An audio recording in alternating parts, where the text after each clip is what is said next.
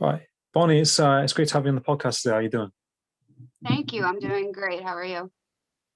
No, no, you're welcome. It's really good to have you on the podcast. And yeah, I'm good, cheers. I'm just, really grateful to have you on. And I just kind of thought I'd introduce you to kind of talk about kind of like what you do, your kind of story, because you've been on like David Meltzer's 2 minute drill, and you make lots of like clothing and accessories and masks and lots of nice things. And you could like kind of been building that, like kind of how did you kind of get into that, and kind of like what's your kind of like story, and how you kind of got onto TV and into like this field. Um, where do where do I start? So 11 years ago, I got really sick with something called Guillain-Barré syndrome, and it left me paralyzed. And I had to go through rehab. It was like having a stroke. Um, and I kind of went through that whole healing process, and then had my third child about a year and a half later, 2 years later, and um, from there, I was trying after I got really sick, I lost my job. Start there. I couldn't do my job anymore. I had a lot of cognitive impairments, my memory, and just thinking. I was very foggy. Was had a hard time learning anything new and kind of retaining information. So it was like ended up having my fourth or third child, and was looking for ways to kind of make money and help supplement, what my husband was doing. And I was doing reselling on eBay, Poshmark, and a couple of other different things. And then also kind of working on healing. I received a couple more diagnoses after my son was born, RA, which is rheumatoid arthritis, rheumatoid disease, and fibromyalgia. So I was really looking for something that I could do from home within my capacity. And, you know, with the pain that I was having, I was limited to what I could do. That and the fatigue and having a little one. Um, and in 2016, um, I started. I got pregnant with my fourth in early 2016, and really kind of wanted to dig in and find a way to make money because it was like we were having our fourth kid. My husband was the only one working, um, and there was really no future for me at that point to go back to like my old job. I really didn't want to. I didn't get into accounting because I liked it. I got into it because I thought it would be easy for me to do and I was good at it. And it was a quick degree for me. Um, and uh, so I kind of started to go back to like my creative roots. When I got sick, I kind of lost the use of my hands. I was dropping things. I couldn't really grip anymore. And I used to draw and I used to do all kinds of artwork and different things. And I kind of stopped once I tried to pick up a pencil again and try to draw and realized that it really wasn't happening. I kind of quit for a really long time. And in 2016, I felt kind of drawn back to my creative roots and started working with a cutting machine, which is basically you put a create a design in a program and send it to the machine, and it cuts as if like a printer would print, but cuts shapes. So I started making different things with vinyl that way. Started out with vinyl decals like you see on people's car windows or you see on a mug. Um, and that was actually really challenging for me because I was back to trying to use my hands to manipulate small things, which my hands still weren't doing. And I kind of drifted away from the adhesive vinyl and fell into by request. It's called HTV, which is what you put on clothing, the different type of vinyl, and it's much more forgiving. You can move it around a lot before you have to press it, and I found that I liked working with this way more because I could be as creative as I wanted, but I wasn't really at the mercy of what my hands were able to do as much with this other stuff. And I started making graphic apparel. I was working with a lot of small businesses and organizations making group apparel, t-shirts and whatnot. And I've been doing that since I think it was Christmas 2016. I made my first apparel piece and started trying to build a business from it, but I kept finding myself getting really burned out. I couldn't figure out why. And it wasn't really until I tried to infuse some purpose into what I was doing in 2018 and then into 19, after kind of let me back up. 2017, I decided that I was going to quit all of my psych meds. So I have a mental health illness history that precedes my physical health history, which actually makes a lot of sense when you think about it. And I had been taking meds for that for high school, since high school. And 2017, after finding out that my doctor, um, what I'm not gonna say he was lying, but I was coming in and saying I had the same problem over and over again for like months and months and years and years. And one of the medications I had been on for like 15 years was the cause of all of that. And I was just like, I'm done. Like I said, I lost all faith and trust in him and decided I was going to quit them all and find a better way to manage all of my symptoms. And honestly, quitting the meds was probably the best thing I had ever done. Um, Rolling into 2018, I started finding people like Gary Vaynerchuk, Tony Robbins, and really started like a mindset shift. I was doing EFT tapping. I met this wonderful friend who was a client who became one of my best friends. And that rolled into 2018. I met Evan Carmichael here in Pittsburgh in 2018. I started a drug called Humira to try to how do I say that? So the arthritis had moved to my spine, and I went into my doctor literally bawling my eyes out because I had two little Mm. kids to take care of and I wanted to watch them grow up. And I'm like, I don't want to be in a wheelchair. I don't want to be paralyzed again. And what can we do about this? And I started taking Humira in September of 2018, and it wrecked my life. It was probably the worst decision in hindsight that I have made medically, but it really propelled me into some of the best decisions that I've made. Because in 2019, I met Evan. I continued on my mindfulness journey. About 7 months after starting Humira in spring of 2019, I decided I was going to quit that too. I was done with that. I learned that conventional meds just really don't agree with me. Anything I've taken for my RA, the psych meds, everything had really bad side effects / consequences with it for me. And I really, really started to dig in to healing myself naturally.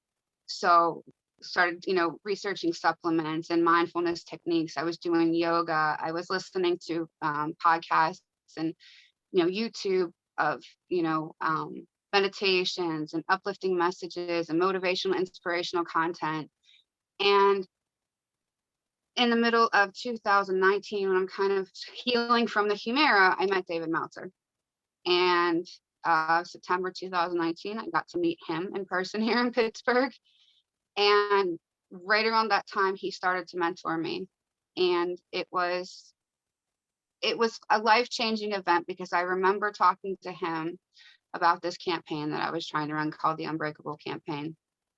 And that was what I wanted to talk to him about, was business and this campaign. And after talking to him for about 10 minutes, he basically said, you're not doing anything until you take care of your health, until you get your health in check. And I'm like, that was not the advice that I was looking for, right? But it was true. It was what I needed to hear.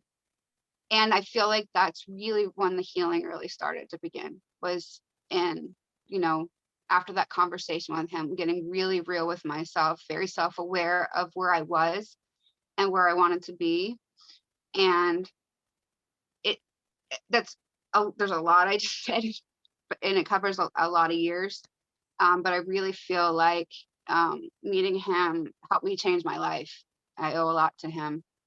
And I've been mentoring with him ever since. So I know I skipped some stuff in between, but it's, No, it's fine. Nice. I really appreciate, kind of sharing your story and going through that. And like you said, like there's a lot of different things that happened at different stages. Um, just kind of like recap, you mentioned like, you had this what's it called? The medical. Yeah, Guillain-Barré that syndrome. It's a rare, so it attacks the immune system, kind of like what rheumatoid arthritis does, and it right. affects people differently. I wasn't really meant to, so I was semi-unconscious. It was a very bizarre thing. I could hear and feel things, but I couldn't respond to anybody for Mm. like 48 hours. It was very, very strange. But I wasn't supposed to come home from the hospital. Like my prognosis was really bad. So to go from that to leaving the hospital 3 weeks later was a pretty Mm. big feat in and of itself.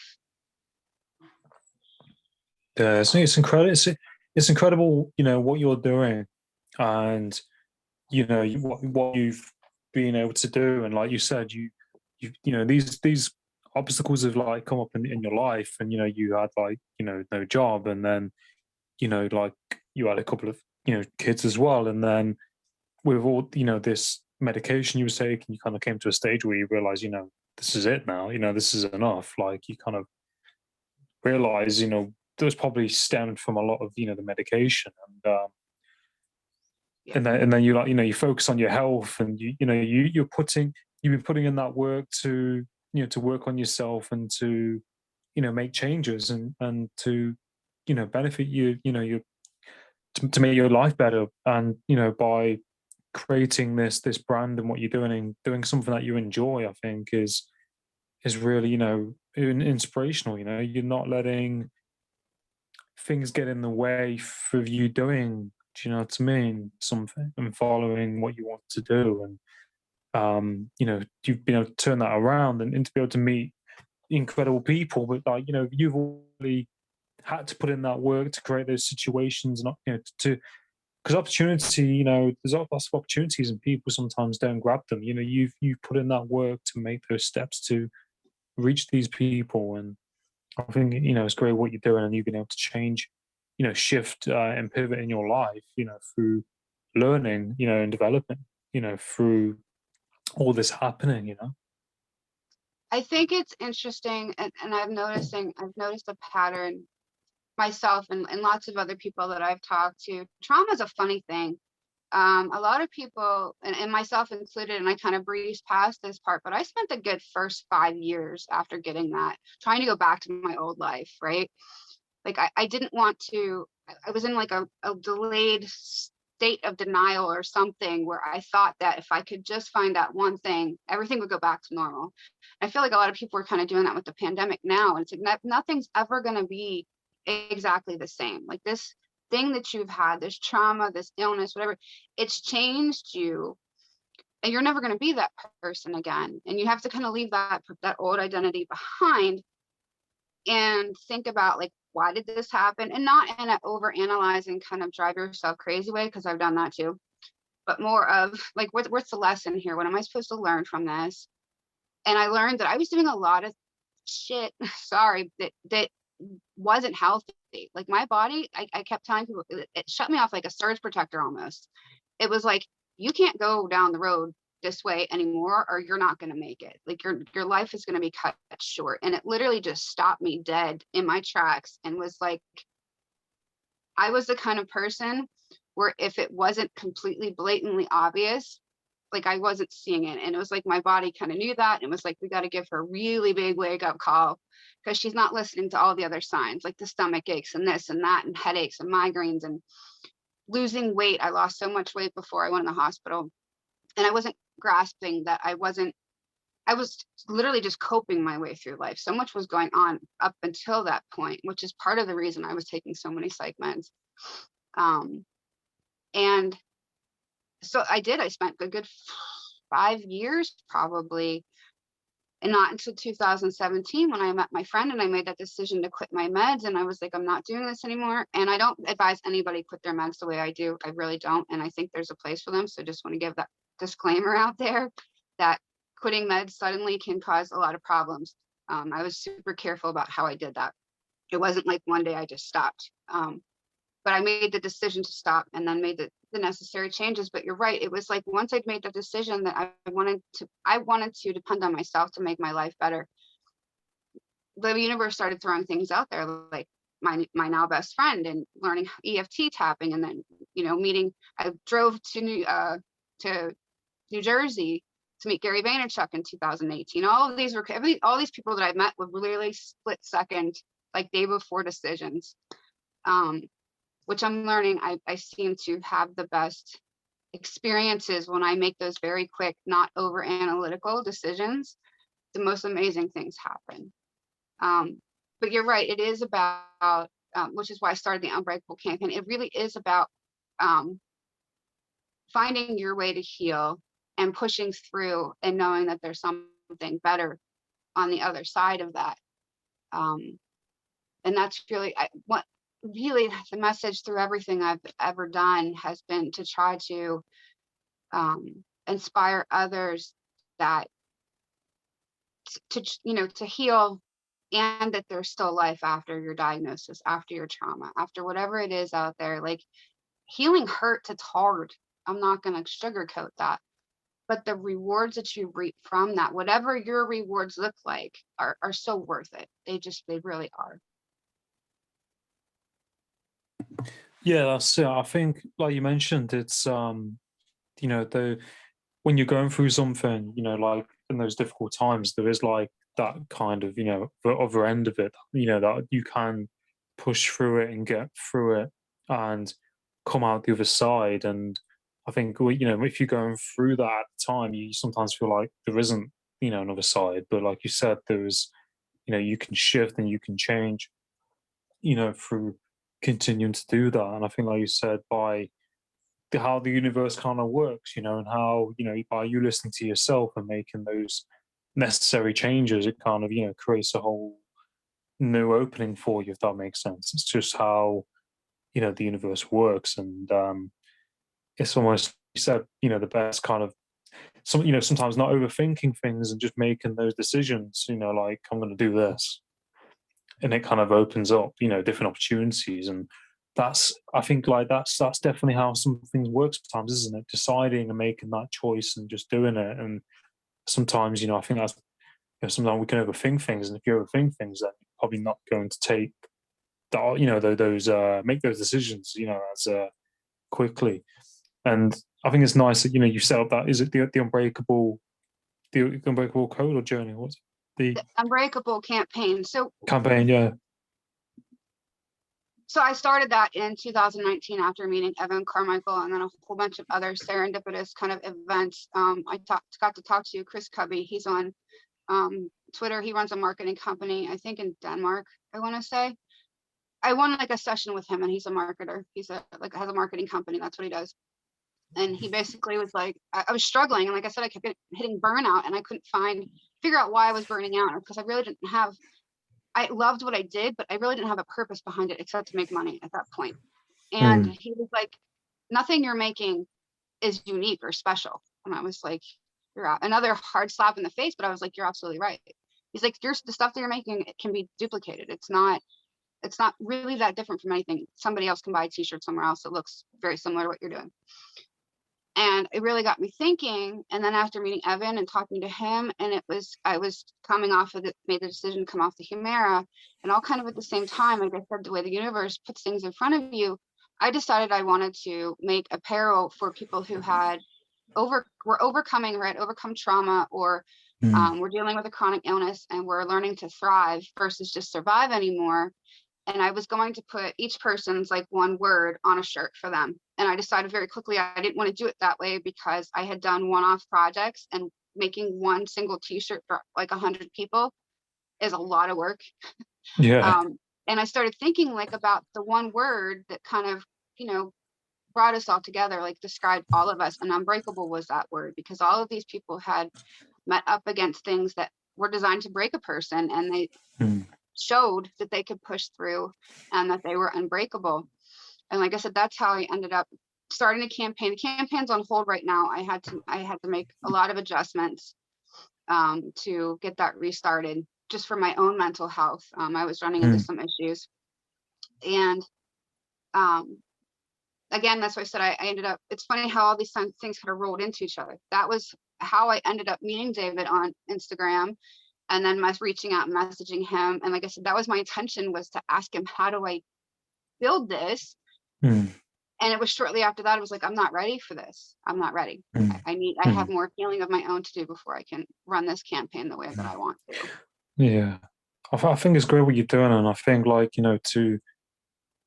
we have to ultimately heal, don't we, as you mentioned, and to work on ourselves before sometimes doing, the things that we kind of are trying to build or do. It's like, your mental health, or like, your, healing, and, kind of being okay in yourself, and being health, fully, the best that you can be, to then do what you need to do, isn't it? It's like, your energy levels, because lots of different demands and things like that. And it won't be fair sometimes to probably do things unless, do you know what I mean? We're okay, kind of thing. A Like, hundred percent. mm, As I'm, especially as a mom, that's a lesson that I had to. I'm still, my oldest is 21, and I'm still struggling. yeah, I'm not gonna say struggling. I'm still relearning this lesson over and over again. Like, it keeps getting put yeah, in front of me. Like, where I'll run yeah, myself ragged. Like I said, today my son went back to school, and I'm like, I'm gonna do all these things, and I'm like, nope, I'm not gonna do them. I'm not going back into that old pattern. Although I wanted mm, to be productive today and do things and meet with you and all this other thing, I'm like, I'm not gonna make myself crazy thinking I have to do a million things just because he's not here. Because all that's yeah, going to do is drive me back into overwhelm and exhaustion, and completely defeat the purpose of trying to be mm, productive in the first place. Um, but that was something I definitely, like I said, David pointed out to me. And it's something intellectually, right? That we have to fill our own cup before we fill others. But as people, I think, and as a mom, my job was always to take care of my kids. Like, my kids always came first. And I finally had to, and putting myself first felt selfish, right? yeah, And that's what we're taught, unfortunately, a lot of us as little kids, is that putting yourself first is selfish. And what I learned from David, really, and the people that I follow, is that you can't give what you don't have, which is why I was always feeling like I was running on empty, because I was trying to give people something that I didn't wasn't giving myself. mm, And a lot of things I focused on was, meditating, which I'm still not great at. I just meditating is something I struggle with. I listen to guided meditations when I go to sleep, because that's the best way of meditation for me. I don't have, maybe now I'll have some quiet time I can meditate, but I don't mm, have a lot of quiet time where I'm not trying to sleep. Um, yeah, and but sleep was a big thing I had to focus on, and I have to keep refocusing myself on. Like, I'm a mm, person that in the winter time, especially here, I need 10 hours of sleep a night, and I had to come to terms with that, because it's frustrating when people are like, oh, 6 7 hours of sleep, and I'm like, I'm losing 4 hours a day, right?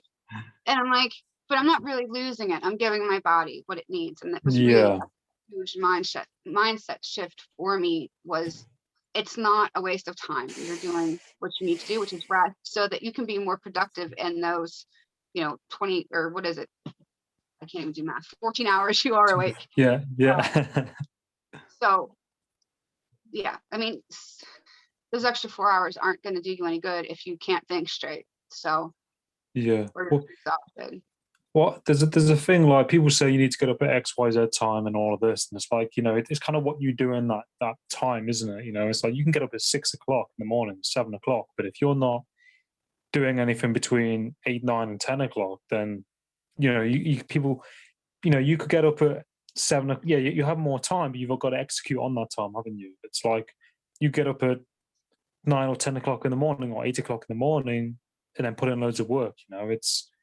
It just depends, I think, what you put in, but it's different for each person, I think. But I think, like, what I'm hearing you say is, like, you what from what you said is that you really you have, like, the sense of self-awareness. You're tapping into, be that self-awareness of yourself and how you feel and what you're thinking. And I think, they're the first steps, to tune into yourself and get to know, what it is that you need to do, and looking after yourself. Because I think, as you said, sometimes in life, people, people are always doing things with other people, but when it comes to themselves, it's like, we're kind of depleted. We're not giving ourselves what we're putting out to other people. And I think I can kind of relate to that as in my life, and coming back and checking in with myself, and understanding, I'm doing a lot, I'm putting a lot out there, but then kind of, for me to do that, I need to go away and do you know what I mean, chill out at the weekend, or whatever, or do X, Y, Z. And I think it's important that,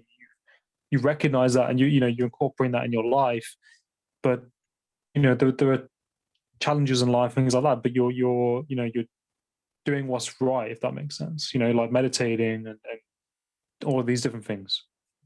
Yeah, and I think it's also different for each person. Like me, Yeah. at this point anyways. Going out for a run is not going to make me feel better. It's going to knock me out for 3 days. Something I'm going to Yeah. work back up to, because again, I haven't, like I was telling you before, I haven't been, today was the first day I've been off my property in almost a year. So walking, there's a hill, we have a big hill we walk down to get to the bus stop, and walking back up, I'm like, I got this. Got to the top of the hill, Yeah. and I'm, you know, meanwhile, I've been walking 10,000, 15,000 steps a day, but literally up and down my sidewalk and on the side of my house. So no hills, no nothing, just flat walking back and forth. And but so for me, that wouldn't be energizing, but for somebody else, it would start off their day and give them the energy they need.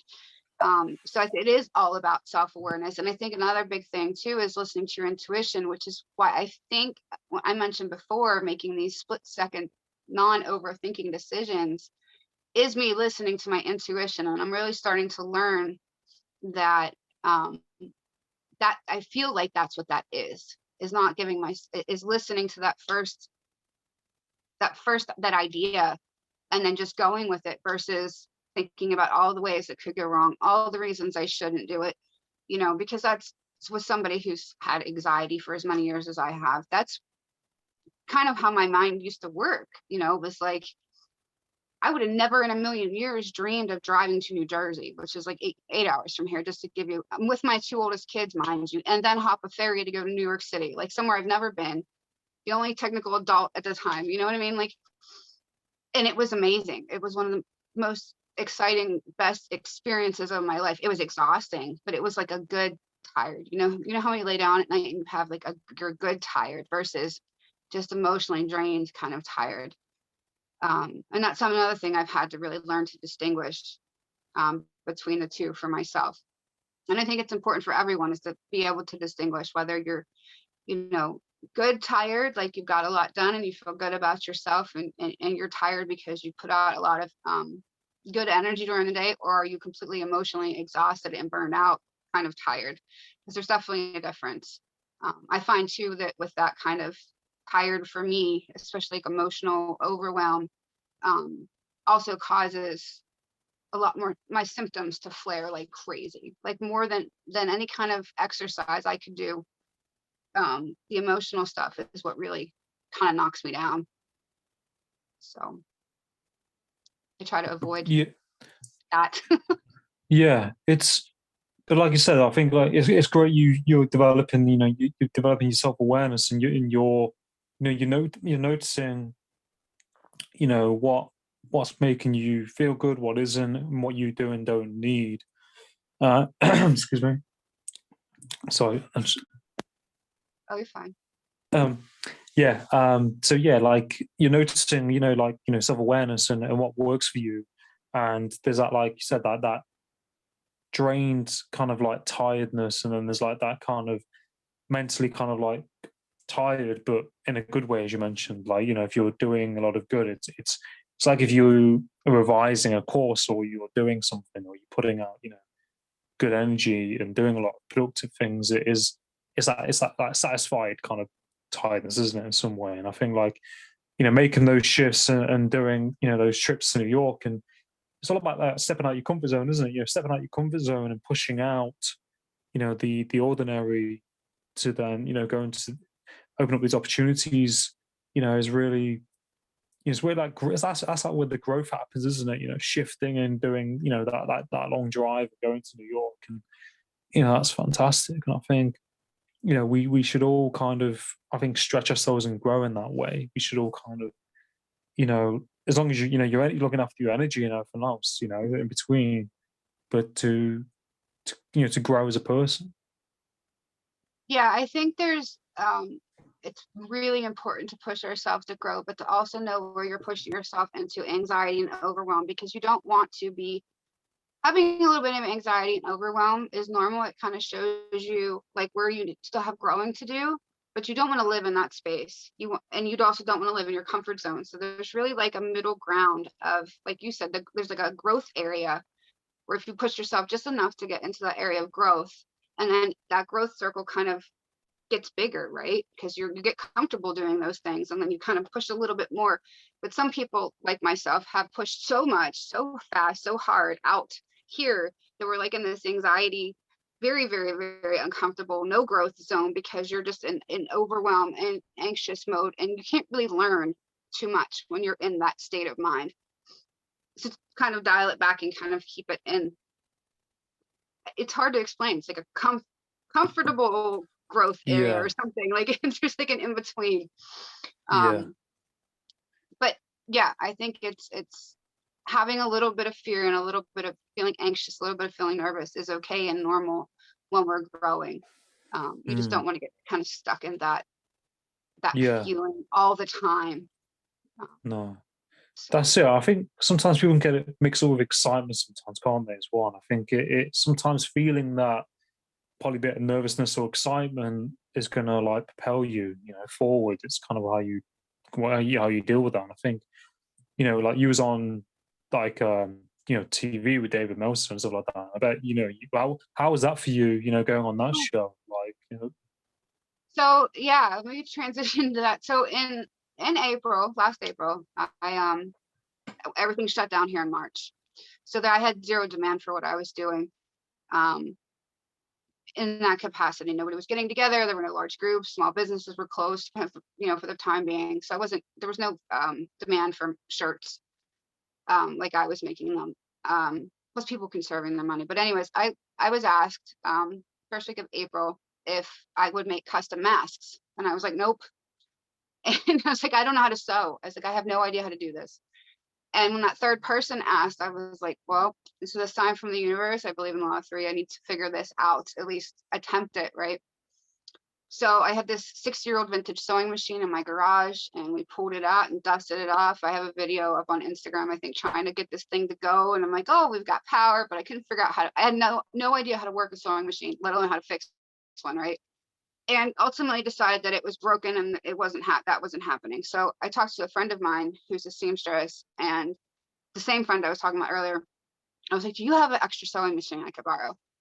And she brought it over, and it was broken, but it was usable enough for me to figure out how to get this thing going. And about 2 weeks later, I had opened up my Etsy shop. I was making masks. So I learned how to sew, set up my Etsy shop, and was ready to go. And I learned how to make a bunch of different things, pillows, and I was learning how to make skirts, and I've made little outfits for little kids. And that's all up in my Etsy shop. And come August, um, I had really struggled. So I struggled through not being able to get supplies. And I got around that um, because my mom helped me kind of clean out people's estate sales. So older women that she knew that were no longer sewing had massive amounts of this stuff just sitting in their house. And I'm like, I'll just take it all. Like, here's a couple $100, give it all to me. Because you couldn't get elastic. Elastic was like $4 for a foot, which it's like 10 cents a foot, just to give you an idea. Like, people were gouging, so it was crazy. So as I'm using all of these vintage materials and I'm falling in love with this vintage material, and I've always really had this thing about not wasting and using things to their full potential, I decided I wanted to build an upcycling company. I have no idea how to do this. And I talked to David, and he's my business advisor. I'm like, do you think I could scale something like this? And he was like, absolutely. And then it kind of just sat there for a couple months because I'm like, I don't know what to do. I don't know how to do this. We're in a pandemic, like all of these different things. But I kept working on my sewing skills. And come like October, he had been doing 2-minute drill on like YouTube and Instagram and whatnot, it's a pitch competition. So you go on, you pitch your business idea, and for the chance to win, prizes. Well, they took it to TV, and they were taking applications. And I was kind of playing around with the idea, but honestly was never seriously considering doing it because I'd listened to people pitch. And I'm like, I don't belong here. I don't have these sales figures. I don't have these numbers. I don't know how to run a business. Like, nothing about this makes sense for me to do. And I kept kind of hinting at it and kind of asking him questions like, how do I write a pitch? How do I do this? How do I do that? And the more he was giving me information, the more I'm like, I really, really don't belong here. And it was one of his private coaching group sessions. And he's talking about the pitch competition. And this is like late November. And or mid-November, and he said, yeah, everybody who's, hasn't signed up yet, sign up for the pitch competition. That means you, Bonnie, and like calls me out from the entire group, right? I'm like, shit, now I've got to do this. Like, all right. So I still waited 3 more days to fill out the application. And finally at like 11:30, when I said, I'm just going to do this and fill it out and send it in, and that's going to be the end of it, right? And that wasn't the end of it. I had to write a mini pitch on the spot, and I was amazed because it all kind of came to me. They asked for my, my target audience, which I had been struggling for 4 months to figure out, all of a sudden come to me. And 2 days later, I get the email back saying that that I was picked to be a finalist. And I'm screaming, I'm running around yelling and, telling everybody, texting my friends trying to explain what I'm talking about. So I end up writing this pitch. It takes me 2.5 weeks. I recorded myself over 400 times practicing this pitch, because you've got 2 minutes to pitch your business idea. Yeah, I've like a lot. It's still hanging on my mirror. And the day of, we lost power, the day of recording, and I didn't get power back to like 30 minutes before. So everything's telling me like, you're not meant to do this. This is not for you. Why are you here? Except for David, who called me out. And so we get power back, and we get internet back like 5 minutes before I'm supposed to record. And it's 3.5 hours of mostly standing around because it's done virtually, right? And I ended up listening to everybody else's pitch, and I was number 5, and I go on, and apparently my internet was so bad that my video was completely pixelated, but they could still hear me. So I give my pitch, and I wait some more. And then they tell you whoever's picked as the winner will be the only one seen on the screen, because the whole time you're staring at a blank screen except for when you're recording, giving your pitch. And all of a sudden I see my picture pop up, and I'm like, shit, I'm like, oh my God. And they announced the winner, and then I can't tell anybody. For like an hour and a half, I couldn't tell my family. I had to stand there quietly because they still had follow-up questions and stuff to do. And I'm going to tell you now, I actually made the ultimate mistake. And it's funny now, but it was not funny at the time. And I went on Instagram and I blabbed that I won in a little short 20-second video. Yeah, I know. Right. And I get a call from the team the next day, and they're like, you weren't supposed to say anything. And I'm like, I didn't know. I'm like, rookie mistake. I was so freaking excited because the prize was $50,000 in cash and prizes. And the fact that all of these things were telling me you don't belong here, including myself, to end up winning just completely blew my mind. Like, I was not even in my body or something. Like, I was not thinking clearly. I was so excited.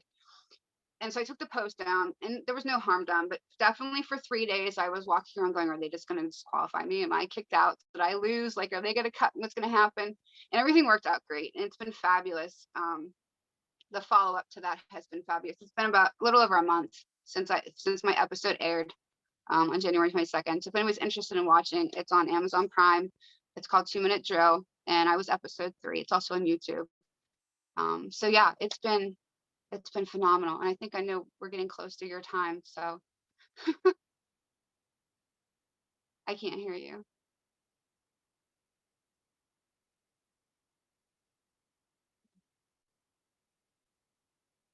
Oh, there we go. So I was muted on Okay. the Zoom rather than my mic.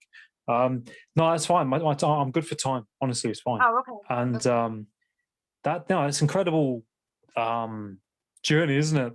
That the whole process of that. And I think, like, from what you mentioned, like just doing it, and like you said, you wasn't going to apply. You kind of was back and forth about it, and then David, like, kind of holding you accountable for being in it. It really does kind of that accountability is quite powerful, isn't it? Actually taking action, and you don't want to let yourself down. You don't let him down and the other That was people. it. Like, didn't want to go on there, and I didn't want to disappoint him, and I didn't want to embarrass either one of us, and which is what propelled me to. It wasn't even about winning at that point. It was about not disappointing him and not making him look bad, because I'm like, I'm one of his students.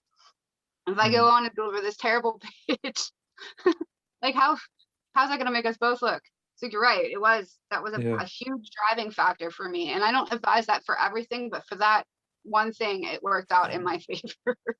Yeah, it's crazy. Like, when you mention, like, the internet went off and all these things happened before, and like, like, it's crazy how, like, life happens, isn't it? Sometimes, and like you said, the internet went off, and then you're trying to get on, and it's pixelated, and they can't see you, and then it sounds like when you're rushing, it's like if you're late for a job interview, and like you're rushing and you miss your bus or whatever. It's like, the things that you don't want to happen kind of happen, but you still went through it and did it, And I was thinking about it today actually, like showing up, just showing up, how important it is. Like think life happens, things like that, but just by showing up and doing it and being there. And I think it's something that I've learned with podcasting, just showing up, show up, you got to show up. And it's it's important in life, isn't it? But I think it's great that you went on the show and you got on the show and you saw it through, and you ended up winning as well. And I think like you when you think like something is going to work out, you're going to feel that excitement. Like you said, you wasn't almost in your body, because probably deep down you probably, do you know what I mean, didn't think anything was going to happen or. In my mind, and even in talking to a lot of the friends that I grew up with, it's like things like this that just don't happen to people like us, right? And I'm going to say air quotes, like never in a million years growing up did I ever imagine I was going to, I mean, I imagined being on TV, but like I never thought that it would actually play out. You know what I mean? Like, what was I going to be on TV for kind of thing? I don't want to be an actress, And so it was very surreal. It's been very surreal. I still haven't fully accepted that it's happened, even though like now I'm doing podcasts and I'm talking about it. And I've actually joined David's podcast agency. I think I told you about, so I'm going to be doing more podcasts and getting used to talking about yourself, even though I can talk a lot. And it's different when it's one-on-one and it feels like a conversation, right? Versus like I did a newspaper interview and it was awkward. But this is like a conversation, so I end up naturally talking a lot. But talking about yourself, starting that conversation, talking about yourself is very unnatural to me. That was another thing I was working through with David, was like bragging without bragging, like being proud of the accomplishments is still something I'm really working through. This is something really big. And to me, it's like, it feels really big on one hand, but it almost feels like too big that it didn't happen kind of thing. And then like talking about it, it's just, I know it sounds so strange, but there's all the different emotions and things that I've thought about it. It's still not like people are like, you were on TV? And I'm like, yeah. I'm like, oh my God. And I'm like, yes, thank you. It's still like really hard to accept it, right? And I'm learning how to celebrate myself, which is something I'm just not used to doing. I was brought up like, don't brag. Being proud is a bad thing. Like all of these different things, like people can be proud of you, but you can't be proud of yourself, which never really made sense to me. But it was like constant seeking of approval kind of thing because of that, because you were always relying on somebody else to tell you that you were doing a good job and that they were proud of you. So now it's okay for you to be proud of yourself kind of thing, if that makes sense. I'm kind of working through this as we're Yeah. talking, but it's another skill, it's another lesson, and I have to learn something that I'm still, I don't want to say struggling with, because struggling has a negative connotation, but learning to do better Yeah. with, Yeah. what I mean? To be better at. Yeah. Yeah. No, definitely makes sense. And I think I see that sometimes, other people talk about the same thing, you just mentioned that, owning what you have achieved, your accomplishments, owning that. And, it's like giving yourself a pat on the back, saying, yeah, I've done X, Y, Z. Yes, I'm good, good for me for getting X, Y, Z. And I think, like you said, there's a difference between selfishness and that. And that isn't selfishness. But I think, like, you have to, in your life, to give yourself credit, don't you? Or learn to give yourself credit for what you're doing and that kind of thing. And, you have to have it's that relationship with yourself, isn't it? And that good relationship with yourself and learning to, nurture that. Something that I can definitely relate to. And I think it's important to give yourself credit for what you're doing, isn't it? It's a process. It's a journey. And when you've been told not to do that or that's not okay, you've got to untangle that and then let go of that and develop this new way of living, because it's so important to recognize achieve. And I think, like, as well, if you recognize achievements and you give yourself credit for them, you're welcoming more into your life through the universe, if that makes sense. Because sometimes people don't. And it's like if you're doing that, you're kind of putting a hold on that. Does that make sense? That's a really good point. Yes, actually, and I'm really glad you said that. I think it also, because you're 100% right. It being grateful. I don't think I was ever not grateful. I think what's hard for me too, and I was talking to David about this morning, is feeling guilty for doing really well when so much of the world right now is struggling. And I had a friend of mine call me at one point in the middle of this process, and his life was he claimed that everything was going wrong in his life, and he was like, well, how are you? And I said, you know what, I have to tell you, I'm fantastic. Like, I can't sit here and say that I'm not okay because you feel like crap. And I didn't say all of that to him, but in my mind I'm thinking, I need to claim that I'm doing well, because I want to keep doing well. And that was a really pivotal thing for me, because I think a lot of times people, they commiserate, right? And, oh, I know that's terrible, I'm so sorry that that's happening to you, and this, you know and I've done that. I've been doing that my entire life. And owning that things were going well, admitting that they were going well, and being happy that they're going well, grateful, just invites more into your life, like you said. And I think part of this also it stems from self-confidence. And because you don't believe you can accomplish it, and then you accomplish it, it's kind of like, oh, that's great, that happened. And then you kind of fall back on the lack of self-confidence, but that was kind of like a one-time thing, like in your mind, like you're not saying these things out loud, but I think sometimes consciously we think like, oh, well, that was a fluke, you know and you're right. Owning, accepting, and being grateful for it are the next steps to inviting more of it, and more chances to prove yourself to yourself that you're competent and capable of doing these things, which just then builds more self-confidence.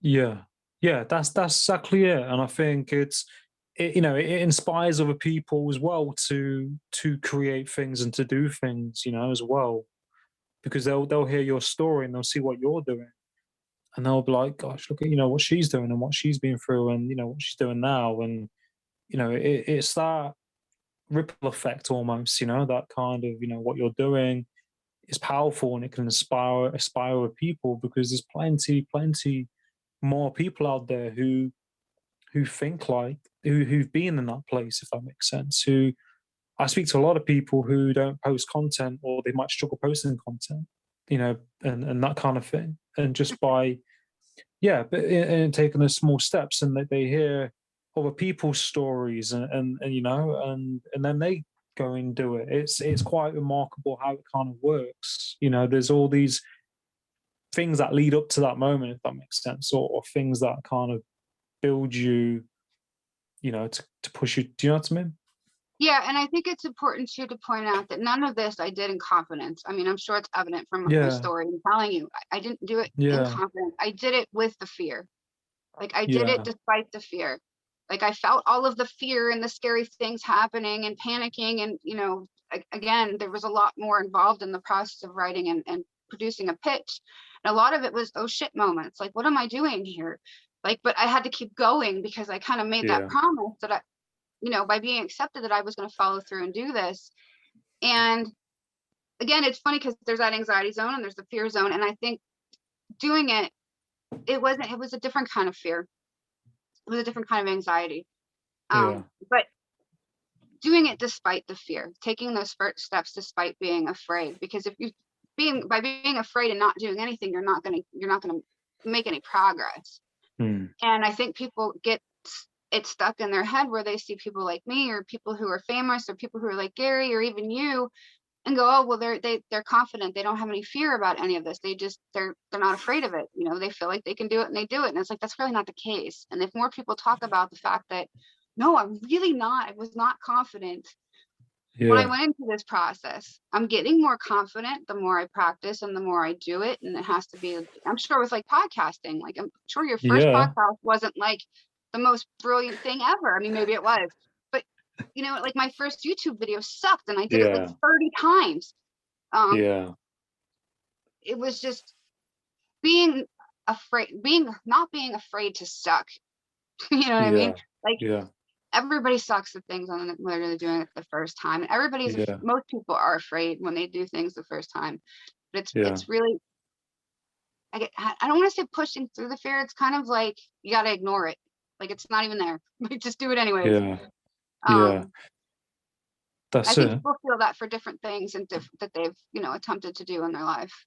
Yeah. Yeah, no, definitely. Definitely. I think, like there's always going to be sometimes something that is going to present you that feel, and I think if it doesn't scare you, then you're not always going to grow, if that makes sense. Like it has to kind of scare you, or has to kind of not scare you, but that fear is there, and it's like noticing it, like either just kind of pushing it to a side and just focusing.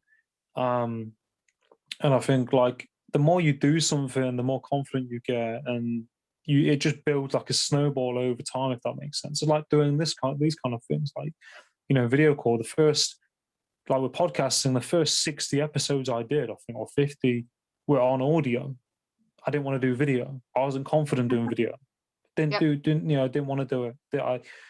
I felt uneasy, like that self confidence thing. How am I going to look? What people going to think? All of these things, and you have to kind of notice what's coming up, and to kind of push through that, and not let that kind of drown out and stop you from doing those things. And it's like in what you're doing as well. Like it all kind of you think back to however long ago, and what you was doing.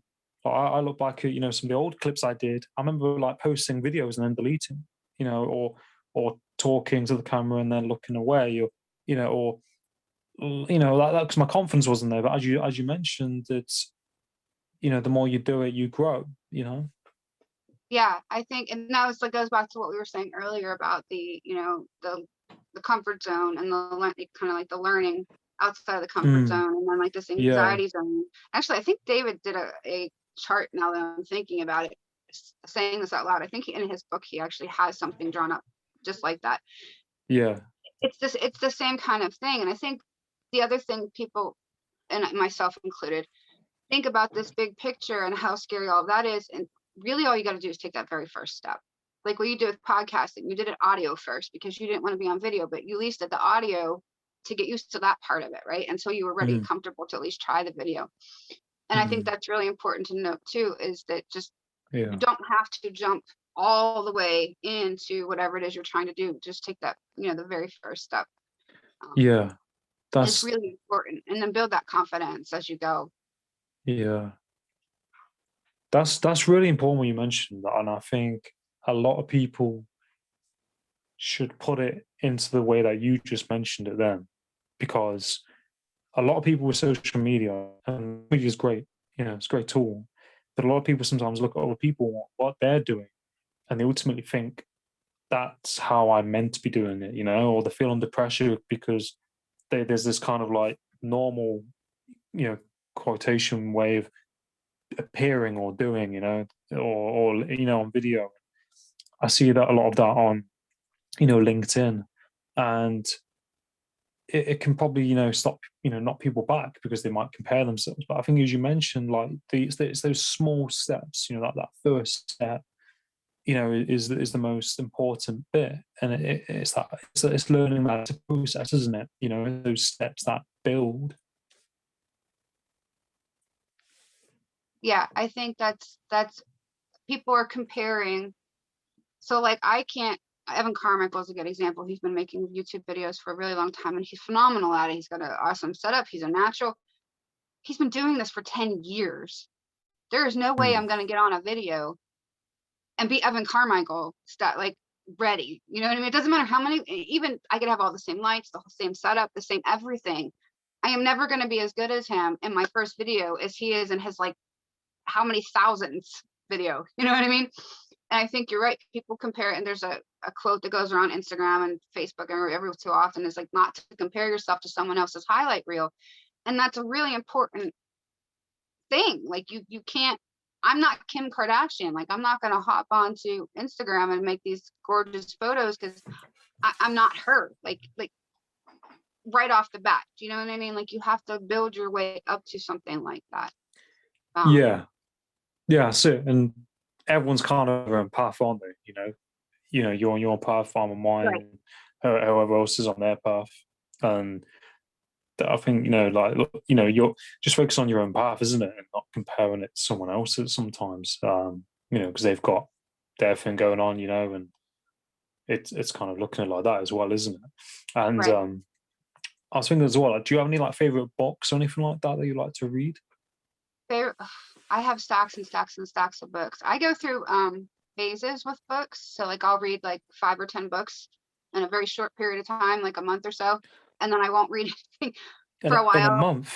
Yeah, I crush books. I'll crush a book or two in a weekend. I read really fast. Oh my gosh. Yeah, You it's inspiring me to do that. well, again, it's been lots and lots of practice.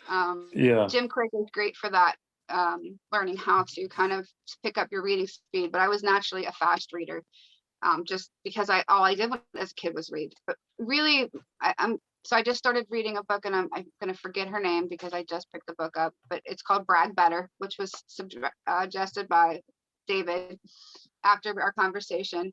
Um, David Meltzer's Connected to Goodness is one of my favorite books. To Kill Mm. a Mockingbird has been a favorite book of mine since 5th grade when we first learned about it. Um, Actually, probably it was like 3rd or 4th grade. I went to a very strange private school. Yeah. We read stuff like way like that's an 8th grade book, right? And we were reading it in 3rd or 4th grade. And I'm really glad because it definitely became one of my favorite books and movies to watch. Mm. Um, what else? Um, I really just I don't want to say self-help books, but I guess that's what they're categorized Like as. personal But development, growth yeah. books, like Gabby Bernstein, I love to read her stuff. She's more on the spiritual side of personal growth. Um, Vishen wrote a book uh, called Vish. is it Limitless? No, I'm There is probably gonna what get Vishen Vishen Lakiani. Lakiani. Is it he Yeah, did I think, is it something source code of the mind, something like that, yes, something that one. code? Yeah, and I'm getting his and Jim Quick's book. Jim Quick's book was Limitless. I'm gonna Yeah. I know what they are and I know who they are, but I tend to mix them up.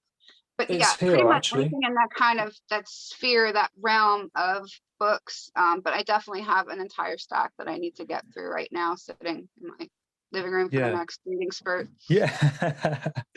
No, it's important to read, isn't it? I'm the same. I've got lots of books that I'm kind of trying to work through. And you can learn a lot from books and take a lot from them as well. And that book's called is it Code of the Extraordinary Mind? The That's it. division Yeah. like yeah, Yes. I read that a long time ago. I gave it to my brother to read. It's just up there. But the yeah, Limitless looks good. My brother's read that. I haven't read it, but I've heard good things, and it's I think, like, to read different kind of books as well. Like, it's good to have a variety and a selection, and you can definitely take a lot from them. And I'm going to try and do what you're doing and try and read more than one for I practice. really do follow my intuition when it comes to that. It's like sometimes I just need to suck up a whole bunch of knowledge all at once. And it's like getting Yeah, all of these different viewpoints about some of the same topics and then kind of sorting everything out and then putting whatever I'll feel called to just read and read and read. Some of my other favorite books are so my word for 2020 was I'm gonna totally forget it. Was surrender. yeah, And really just kind of letting the universe guide me through everything that I was doing last year. And I'm still doing that now. I'm trying to get a lot better at listening to my intuition. And I'm really a big believer now in kind of leap and the universe will catch you kind of thing, which is mm, what I was talking about earlier. It's not as easy to constantly live as it is to say, that's for yeah, sure. But it's definitely a concept and a belief that I now really see has worked for me, yeah, especially making the split-second decisions. Um, yeah. That's it. but surrender, there was a surrender experiment by Michael Singer was the first introduction to really to surrender that was what I was getting at. It was a really good Yeah, book. yeah, yeah. No, I definitely have to check it out. I'll definitely put it, in the bio for you to kind of read as well. And like, I'll just to like run. I was just thinking, like, do you have any kind of mentors or role models? Like growing up or like kind of now.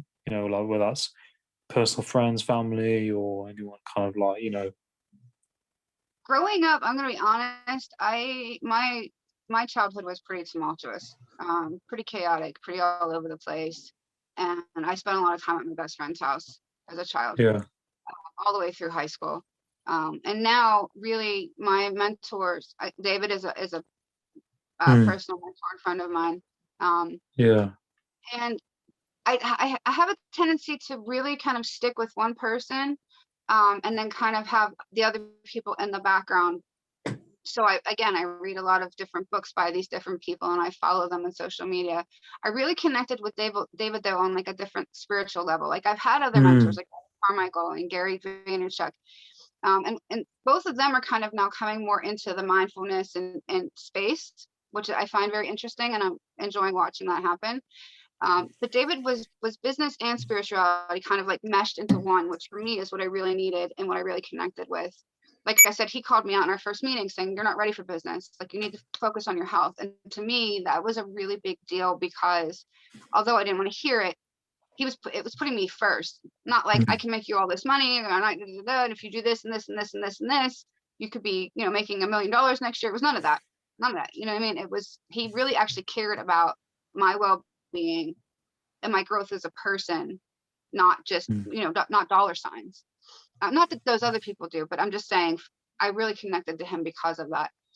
Um, so I find that life kind of delivers me, or the universe delivers me my mentors as I need them and in the way that I need them. So I kind of just Yeah. find inspiration and mentors in different places and experts and take what I need and keep going kind of thing. Yeah. Yeah.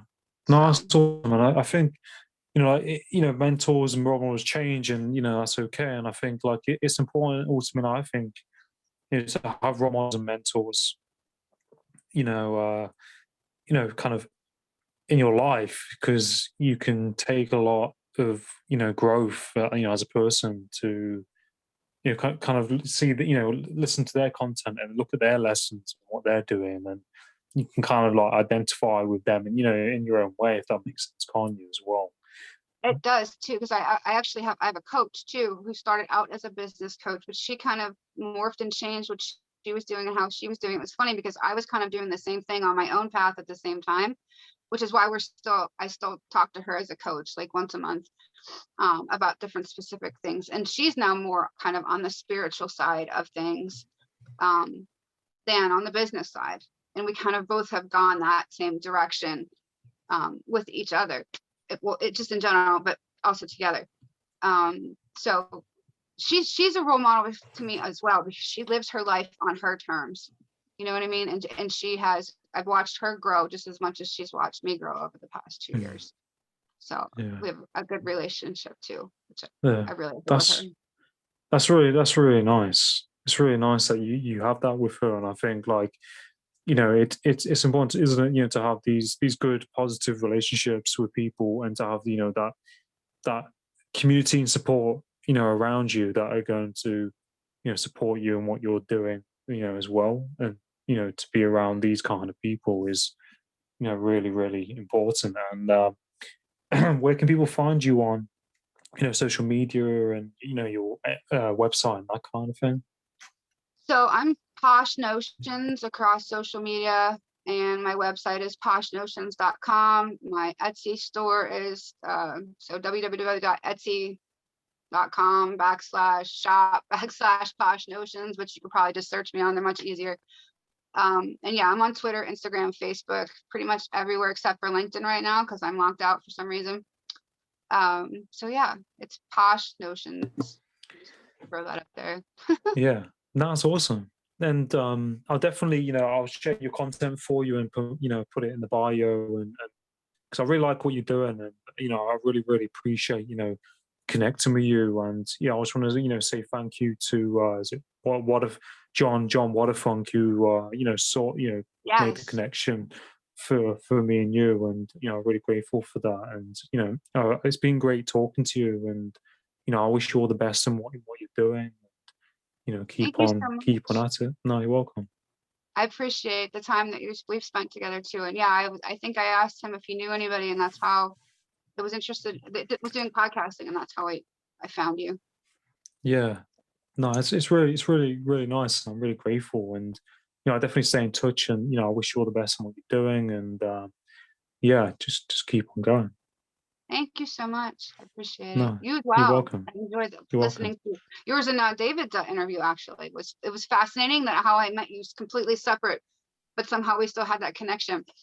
Yeah, yeah, yeah. It's crazy, isn't it? It's crazy how it works sometimes, and like how you kind of got connected with him, and I got connected with him as well, and I had him on the show. And it's Yeah, quite nice how it's like with the universe and how the universe works. It's nice how the kind of the dots get kind of pieced together. And these connections.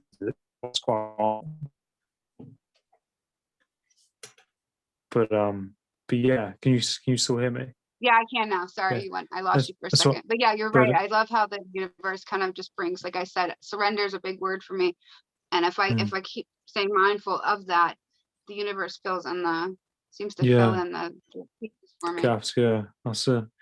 No, that exactly. But I stay in touch, and hope you have a great day, and all the best in what you do. Thank you so much. You too. No, you're welcome. You take care. Cheers, guys.